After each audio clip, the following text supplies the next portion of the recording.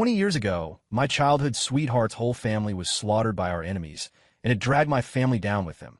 Everyone wiped out. 20 years later, I tracked down those bastards with her by my side. When I raised my blade to get revenge, she went and fell for the enemy's son. She begged me, "Let him go, he's innocent. It's his father who's guilty. We've killed enough people already." I looked at the Harlan family I just massacred, down to the last one standing, then at the way her lover was glaring at me, eyes full of pure rage and hate. I didn't listen. I swung the knife and took off her sweetheart's head. Later, she hated my guts, cut ties right there, swore she'd make sure I died a miserable death. I thought about it long and hard, to make sure there were no loose ends. So I took her out too. If you're not committed to revenge, you got a problem in your head. Folks say, when does the cycle of vengeance end? But I say it ends with me.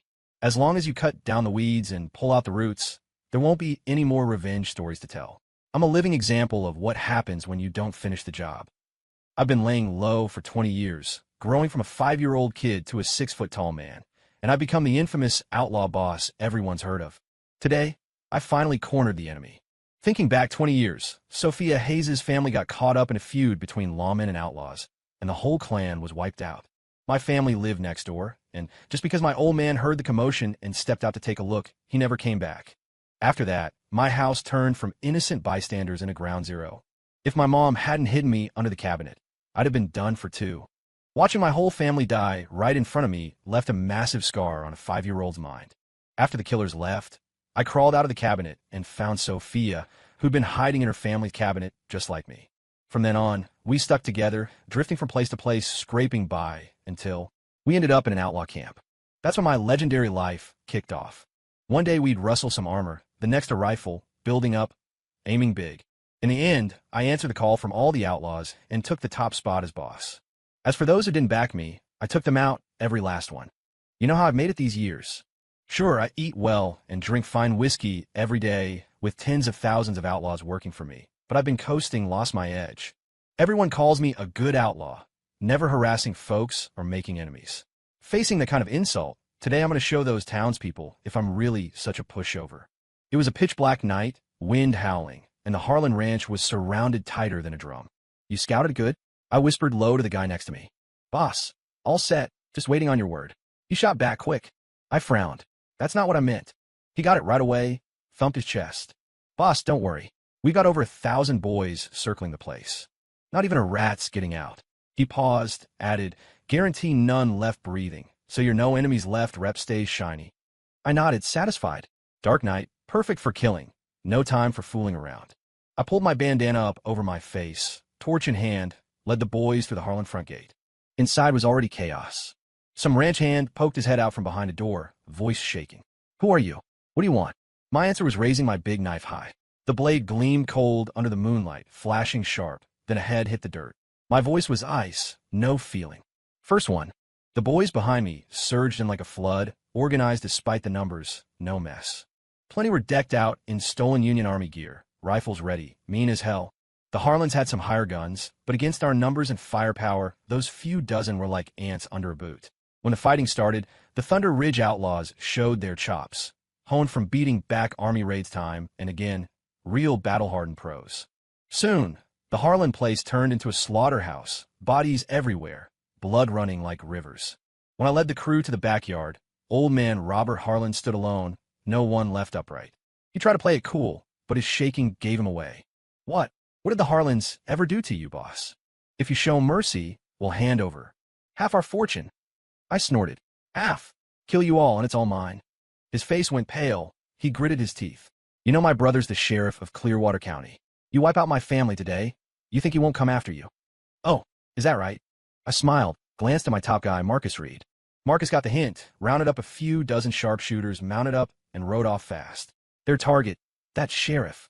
I've been planning to dig up the big boss behind it all, but Robert spilled it himself. No mercy then, cut them all down, no survivors.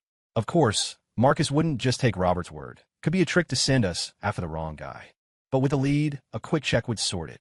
This was why I dared hit a county sheriff. The whole country's falling apart, corrupt insiders running Washington, outlaws popping up everywhere, folks starving, government too weak to stop it. Seeing the riders head out, Robert figured their destination, eyes bulging with rage. "What the hell did the Harlans ever do to you?" For the head of Thunder Ridge to personally lead a raid, wipe us out root and branch.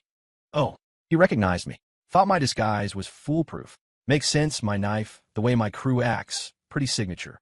Earlier, talking to Robert, I wanted to yank off the bandana and say, "You remember the Hayes family you slaughtered 20 years ago?" But I held back.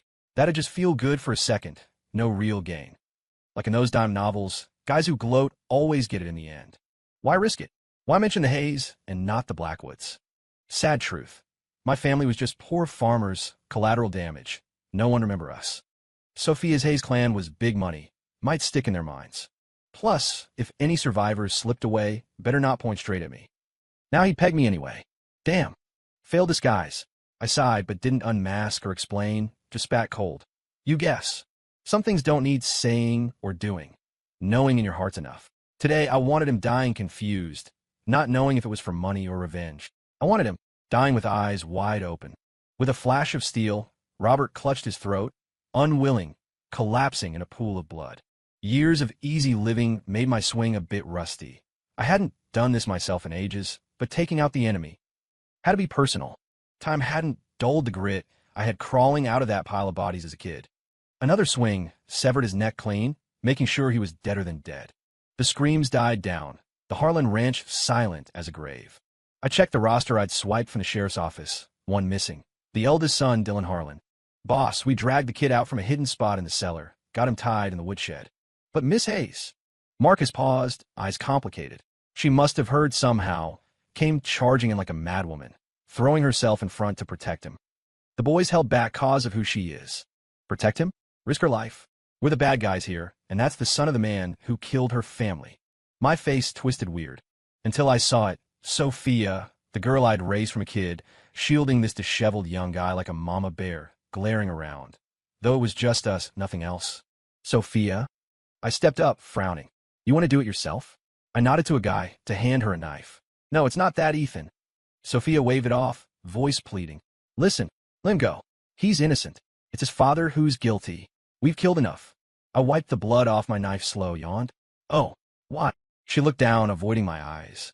2 years ago, when I went into town, I was starving, about to pass out. It was him. He gave me a piece of bread, saved my life. You forgot. My voice chilled. His old man killed your whole family. Your parents died right in front of you, and now you're saying forgive him? Plus, we've made a blood enemy of him now. It's him or us. How are you going to guarantee he won't come back for revenge? It's his father who's guilty, not him. She lifted her head, eyes dead set. He won't retaliate, I promise. I'll talk him down. I almost laughed from the anger. What the hell was she guaranteeing with? A family massacre ain't fixed with a chat. Before I could speak, she rushed on. Ethan, I know I'm letting you down, but he's the only one in my heart. Please let him go, okay? Seeing her shield that freaked out, half-crazed Dylan Harlan like that, a stab hit my chest. Kid had a pretty face, I'll give him that. Never thought the girl I'd protected for 20 years, risked my neck for countless times, could be won over by some random handout of bread. I shut my eyes, feeling the absurdity. Up at the hideout, everyone saw her as the boss's woman. Me too, I thought she was the one who knew me best, closest. No wonder 2 years ago, after she came back from town, she pulled away. I figured she'd been messed with, so I risked exposure, launched that big raid that shook the whole territory. Turns out, her heart had room for someone else. Ridiculous, pathetic. Time to cut that stupid affection loose. Can't force it, don't bother. I opened my eyes, gaze frosty. You doing this? Does it honor your parents who died shielding you? Seeing my eyes turn colder, no trace of the old warmth, Sophia's unease grew, but she pushed on. This is for love. I think my folks up there would understand. Screw your twisted love, understand my ass. If your parents knew, they'd claw out of their graves, crack your skull with their bones to check if it's full of crap. Sophia saw my silence, thought I agreed. Her face lit up, she started toward me to grab my arm, play cute like always. But this time I didn't let her close, stepped back, hand up to stop. Her expression dimmed. She stopped awkward, turned and threw herself at Dylan, voice breaking. Dylan, I had no idea you were Harlan. That time you gave me bread, I looked everywhere for you, couldn't find you. You know how much I missed you? Why you? Why did it have to be you? I've done so much wrong to you. Will you forgive me? Dylan held her tight, still shaking. If I remembered right, we were here for revenge. So now this brainless woman was apologizing to the enemy? Reality's a joke. As Sophia buried her face in Dylan's chest, sobbing, he peeked up careful over her shoulder, those scared eyes locking on me, like he was burning my face into memory. That look boiled with deep hate and fury. When my gaze hit him, he ducked quick, buried deeper. Ballsy, thinking I couldn't touch him? You really think she'd save you? I laughed mad, voice mocking. Real deep love there. But you forgetting where you are? What I'm doing? If you want to whisper sweet nothings, Dylan, go discuss it underground with your old man. Sophia jumped like she'd been stung, arms out blocking me. You promised not to kill him. I advanced slow, knife up looking down. What if I do? She gritted her teeth, firm. Then kill me first. Fine. Just one word. I raised the big knife high, wind whistling, no hesitation down. Sophia screamed. Instinct kicked in, she dodged aside. The blade kept going, hit Dylan's neck perfect. Thud. A bloody head rolled to her feet. You meant it. She gasped, staring at the head, then up at me, tears flooding, shrieking. I stare blank. What else? Then sneered. Thought your love was precious. Turns out, not so much. She collapsed like her heart died, eyes red, glaring daggers at me, avoiding the head, yelling, Ethan, I'll never forgive you. I turned away, voice flat. Whatever. Then to the boys. Drag her off, lock her up tight. No one sees her without my say. Yes. Next day, dawn broke. Word of the Harlem massacre barely rippled in this lawless town. Even the deputies came to help clean up bodies. I ordered specific. Each corpse gets a stab in both sides of the chest, slash on the neck, and search every cabinet in the rooms hard. Marcus asked why the cabinets mattered so much. I just smiled, said nothing. But Sophia's last words, I'll never forgive you, and those hate-filled eyes stuck in my head. Not heartbreak, just, this woman's a liability. Can't watch your back forever. But not yet. I pushed it down, asked Marcus. Sheriff squared away. All good, boss, Marcus said.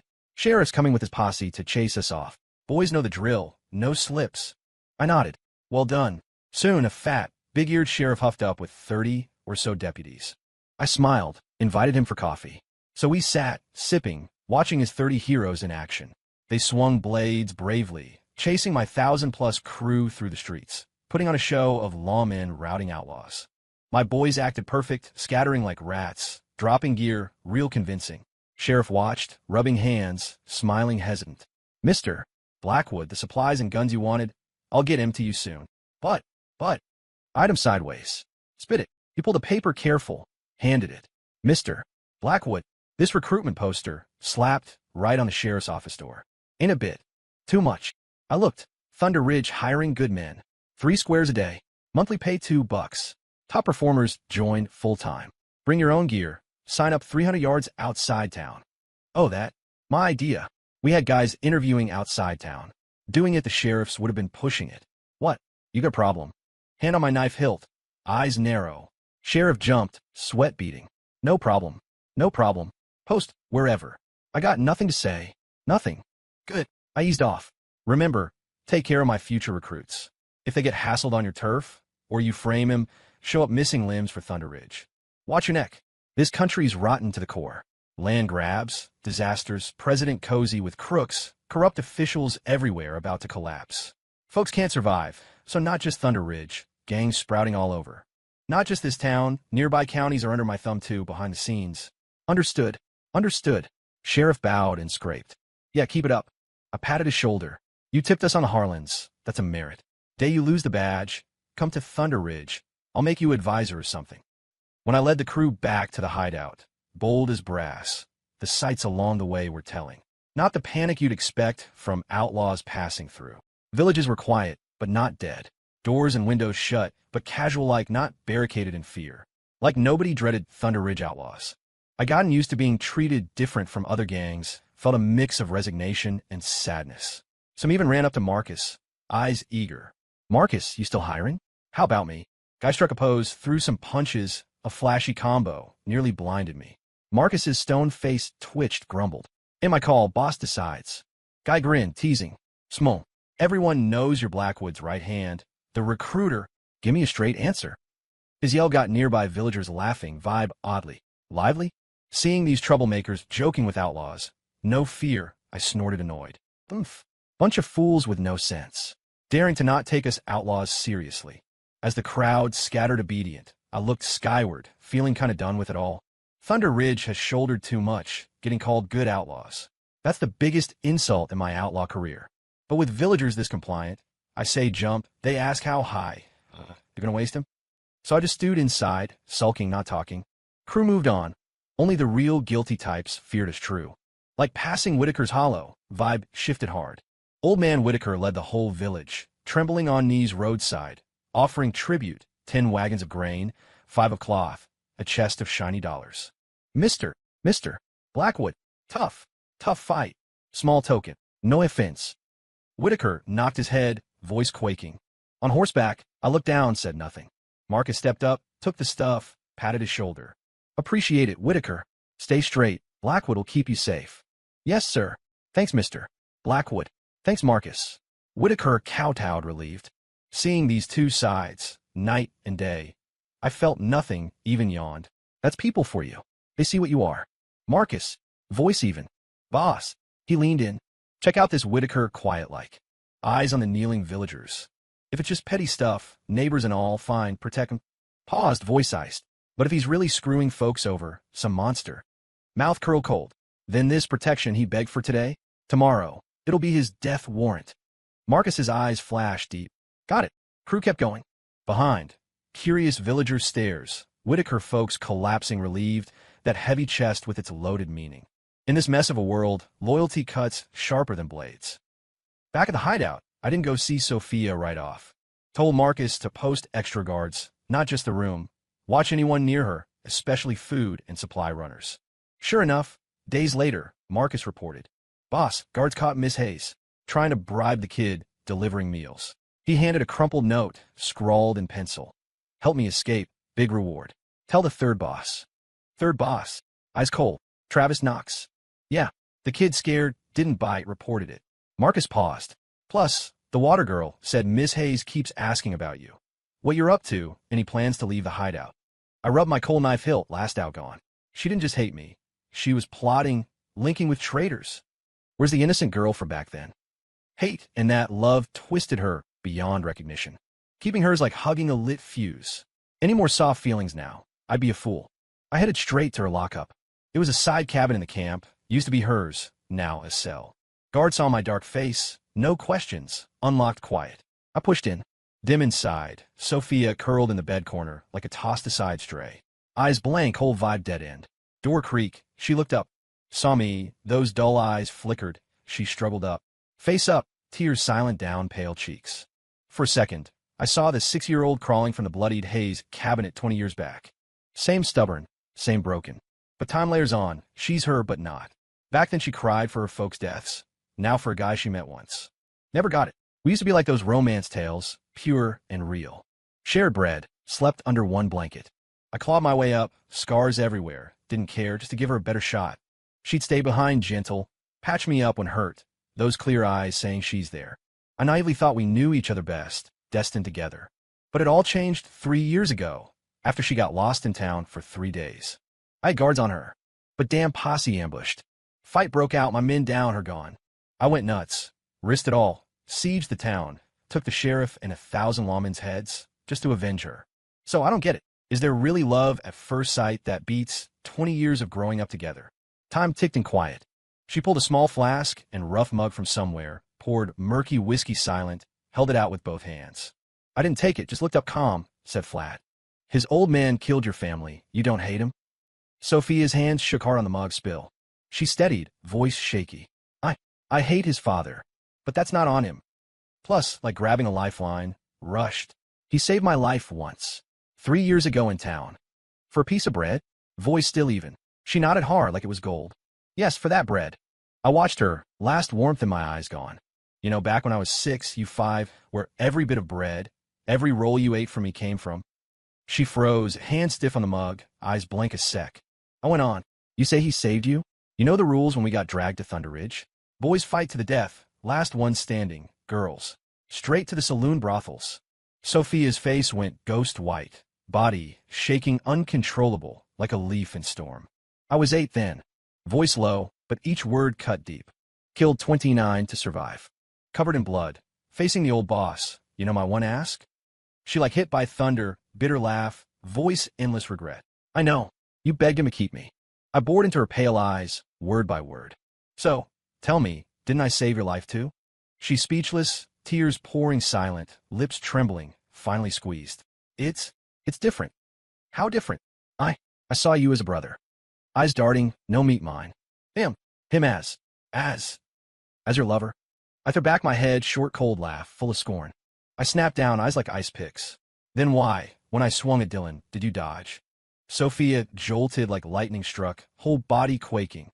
That instinct dodge mocked her deep love ruthless. So, I watched her face drain gray. No color left. Voice pure ice and contempt. Drop your stupid talk of love. In your heart, it ain't as big as you think. She white as sheet. Lips moved. No argue. Just stubborn push the mug forward again. I eyed the mug, mouth twisted, half smile. So I spill my guts, said everything. I reached, but not for the mug, tapped the rim light. And you still want to poison me? After all, 20 years together. After all, I'm your savior. After all, I avenge your family's blood. You hate me that much? Want me dead that bad? Sophia's last mask shattered. Eyes flashed poison, madness, despair from being exposed. I didn't let her act more, pulled an oilskin packet from my coat, tossed at her feet. She picked it up shaking, hesitant, opened. Inside, papers full of writing, statements with thumbprints. She read line by line, face worsening, detailed Dylan's crimes, forcing women, trafficking kids, rape and murder, hair-raising stuff. Even that chance meet, 2 years back, and life-saving bread, staged by him. Iron proof shattered her last hold. She laughed low first, grew louder, shriller, turned to hysterical cry-laugh madness. Sudden, she stopped, looked up with eerie calm eyes, voice airy. Ethan, brother. Can we? Still, brother. That name dazed me a sec. She hadn't called me that since 3 years ago. But my heart, flat. I looked away from her face to the murky whiskey, took it, handed back. What do you think? Voice even. She eyed the return mug, then my cold gaze, bitter smile. I get it. She took it, no pause, tilted back, down the poison whiskey. I didn't look again, turned, walked out. Outside, Marcus stood ready. Boss. Low. This cabin. Staring at the shut door, voice no change. Burn it clean. Marcus quiet a beat, eyes pitying but just, yes. Turn to set it up. Soon, dry wood and torches piled around, hot oil splashed. Torch thrown, flames roared up, swallowed the whole place. Fire sky high, lit half the night, my blank face too. Heat blasted. I watched the blaze steady, the spot full of memories, and her turn to ash. A cool drop slid down my cheek, last tribute to that gone era called Once Upon a Time. Flames crackled. I wiped it, turned to Marcus aside. The ones who gave her the poison found? Marcus stepped close, slow. Boss, got 'em all. Third boss Travis Knox, seventh Jared Finch, kitchen old Pete, and your maid Lily Green. Guard Jimmy Sparks confessed too. She tried contacting Knox through him. Good. Voice ice. Call all leaders and camp boys. Muster at the parade ground. Parade ground torchlit. Thousands stood silent. Tense air thick. Travis, Jared, old Pete, Lily bound tight, knelt below the platform center. Jimmy pressed aside, face ashen. I climbed the platform, scanned the dark crowd. Boys.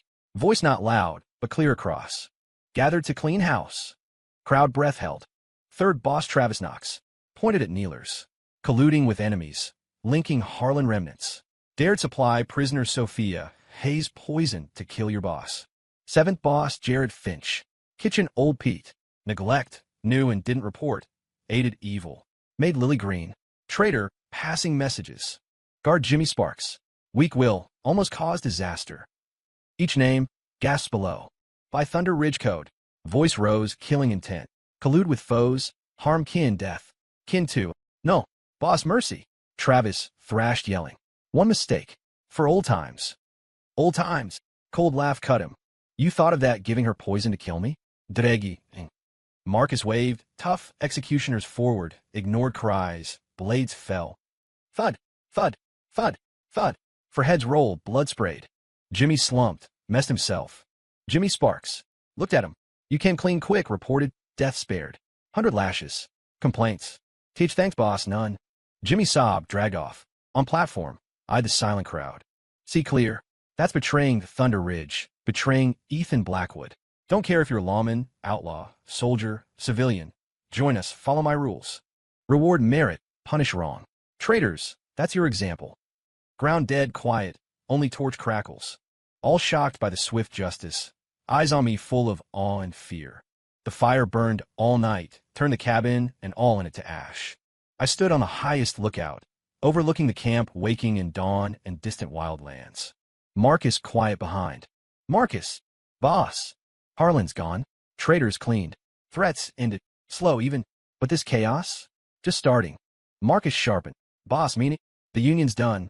Gaze far. President blind. Insiders corrupt. Crooks everywhere. People suffering. Uprisings all over. You think Thunder Ridge stays safe long? This. Marcus thoughtful. Better hit first than wait. Turned. Eyes wild, ambition sharp. We strike out. 20 years blood debt ends with me. But my path. Just begun. This world's dog eat dog. I'll plant Thunder Ridge flags across these lands. Make sure no one dares cross, humiliate, or treat me like dirt. Patted his shoulder firm. Orders from today, no more hiding in the hills. Recruit, stock food, forge weapons. Make the Union remember Ethan Blackwood. Carve out our own clear skies. Marcus on my drive, blood pumping, fist up loud. Yes, boss, I'll follow to the death. Sun burst out, gold rays broke clouds, hit my tall figure, lit the land below set to boil because of me. Revenge chapter closed, but the fight for dominance? Just begun. Story complete.